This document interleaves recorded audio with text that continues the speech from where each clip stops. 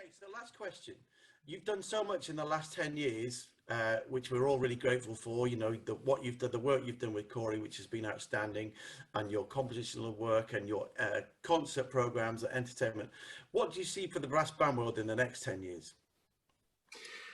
Well, yeah, I mean, the brass band world always seems to be sort of on the on the brink. It seems to be on the Yeah. cusp of sort of triumph or disaster or something. I don't know. And so I think, and funnily enough, I mean, to be serious for a minute, this particular crisis that we're in at the moment, where we can't go out physically make music, is a real leveler. And I think what will become important in the next 10 years is not just how we respond to this, but how we respond to all sorts of trends which have been kind of creeping up on us in recent times, in terms of, you know, concert audiences and how we retain our audience.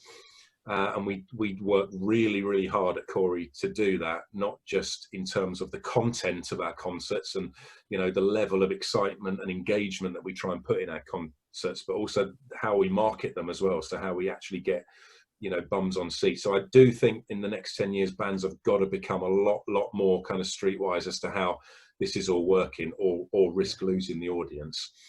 But also the new technologies that are coming along as well. And you know, streaming platforms are probably going to become much more important to us. And certainly if this kind of lockdown continues for as long as it threatens to, and then potentially for years to come as well, Yeah. there might be even, you know, mini lockdowns from time to time, then we're going to have to reinvent ourselves in the way that we kind of, you know, engage with our public as well. And so I think that's where the future lies for us, really. I certainly see that's where the future for Corey lies, really, just making sure that we continue to be relevant for our audiences in the 21st century.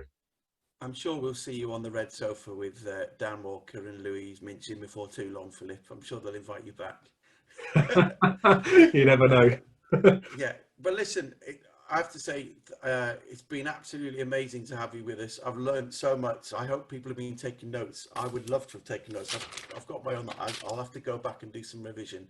I find you totally inspiring and motivating, and it's a great pleasure to have had you with us.